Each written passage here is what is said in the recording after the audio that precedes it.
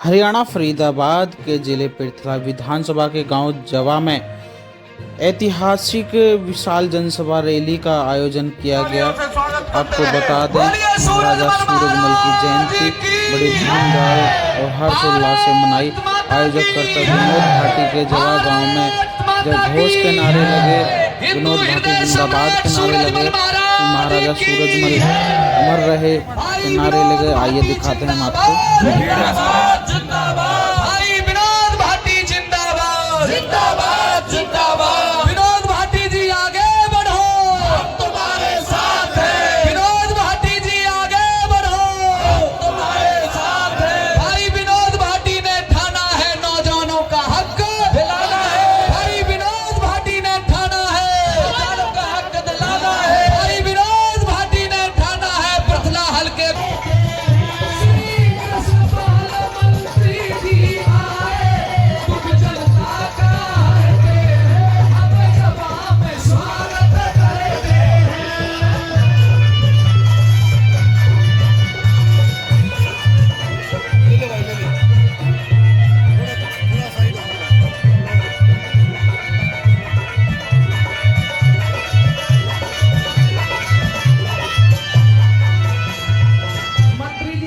भाटी जी से मैं निवेदन करता हूं कि वो आए और अपना विजन जो पृथला विधानसभा क्षेत्र के लिए हम युवाओं के लिए है वो सबके सामने रखें।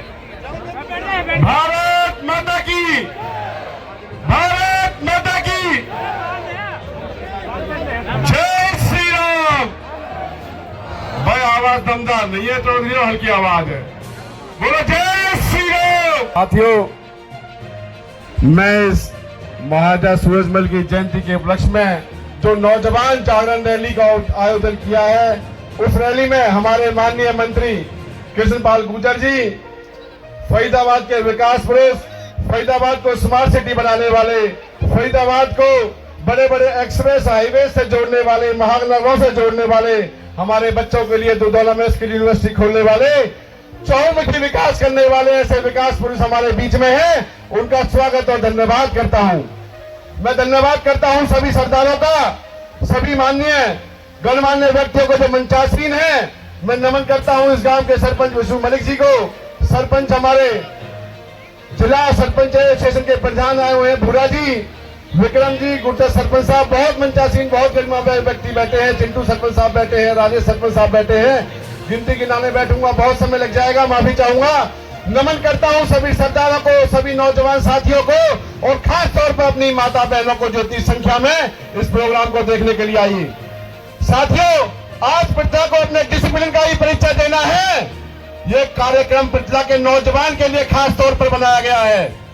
साथियों, हम नौजवानों को अपने अनुशासन का परिचय देना है। किस अनुशासन से हम अपने नेताओं की अपनी आवाज सुनते हैं, ये आवाज सिर्फ नौजवान साथियों के लिए है। तो दोबारा बोलो मेरे साथ, बोलो काम खेरे की, बोलो बनीवारे बाबा की। साथियों, आज हमारे महाराजा सूरजमल जी की जयंती है, क्योंकि आज का युवा इतना अस्त व्यस्त हो गया है सोशल मीडिया के समय में, तकनीक के समय में, कि उसे अपने महापुरुषों की याददाश्त नहीं है कि उनके क्या बलिदान थे, क्या गौरव गाथाएं थी। तो आज आपको उसे सुनने को मिला, मैं आपका बहुत बहुत धन्यवाद करता हूं। ऐसे थे महाराजा सूरजमल जी, जिनका जन्म 1707 ईस्वी में महाराजा बदन सिंह जी के यहाँ हुआ, जो एक छोटे सामंत थे, लेकिन महाराजा सूरजमल जी ने न जाने कितने किले फतेह किए, कितने राज्य जीते। आपको पता हो तो एक 7 राज्य इकट्ठे होकर एक सेना बनी, जिसका सामना सूरजमल ने किया। तो मेरे लिए आप सभी सूरजमल बैठे हो, बोलो सूरजमल भगवान की।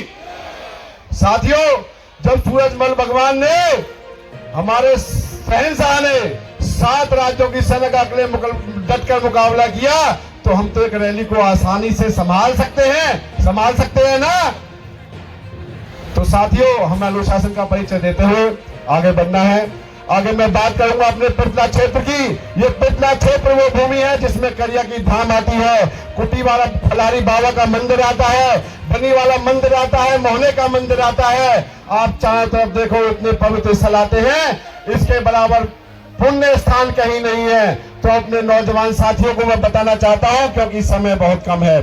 साथियों, आप सभी को आज जागना होगा, जो मेरा खासकर मुख्य उद्देश्य है इस रैली का, क्योंकि मैंने भी आज आपके सामने खुलकर कहता हूं, अपने पूज्य मंत्री जी के आशीर्वाद से, आप सब नौजवानों के सहयोग से, बीजेपी पार्टी के आशीर्वाद से मैंने पटना क्षेत्र में चुनाव लड़ने की तैयारी शुरू कर दी है। मुझे चुनाव राजनीति के लिए नहीं लड़ना है, ना मैं आपसे वोट की अपील अभी करूंगा।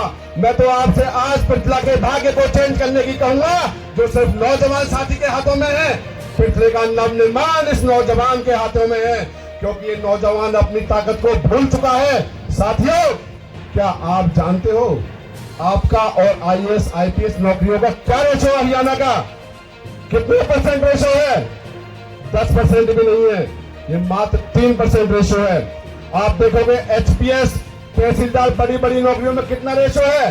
7% भी नहीं है। साथियों, आपको जागरूक होना होगा। हमारे पिछले का जो नौजवान है उसका एक माइंडसेट बन चुका है। जो नौजवान बच्चा शादी से पहले एक मोटरसाइकिल मिल जाए, एक मोबाइल मिल जाए, फोन में खेलता रहता है, शादी के बाद घर वाले दबाव डालते हैं तो वो बच्चा 10,000, 20,000, 30,000, 50,000 की नौकरी करके अपने आप को संतुष्ट कर लेता है। हम बहुत बड़े महापुरुषों की औलाद हैं, ना तो हमारा खून कमजोर है, ना दिल कमजोर है। साथियों, आपको जागना होगा। आज अपने चारों तरफ देखो कितना बड़ा इंडस्ट्रियल हब है। कभी एशिया का सबसे बड़ा इंडस्ट्रियल हब फरीदाबाद था, आज चारों तरफ फैक्ट्रियों का, वर्कशॉपों का जाल है। साथियों, आप बताओ पिछला क्षेत्र का कितना नौजवान वर्कशॉप चला रहा है, कितना नौजवान ट्रेनिंग कर रहा है, कितना नौजवान व्यापार कर रहा है। ये बहुत मुख्य बात है, क्योंकि हमारे बच्चे का माइंडसेट नहीं है। हमारे बच्चे का तो एक छोटी सी नौकरी मिल जाए तो वो सेटिस्फाई हो जाता है। साथियों, अगर हमें आगे बढ़ना है तो चुनौतियों को देखना पड़ेगा। हमारे रग रग में हमारे नए रोजगार की खोज होनी चाहिए, बड़ी नौकरी के लिए कोचिंग की खोज होनी चाहिए। जो नया हम व्यापार करना चाहते हैं उसकी परख होनी चाहिए, सोच होनी चाहिए। साथियों, भारत विश्व का सबसे नौजवान देश है, सबसे अधिक नौजवान भारत देश के अंदर है। और हमारा स्वामित्व प्रधानमंत्री मोदी जी कहते हैं, जिन्होंने हमारी जीडीपी जो $3 ट्रिलियन है, 3 साल के अंदर उसे तीसरी अर्थव्यवस्था बनाने का काम करेंगे, सिर्फ नौजवान के दम पर।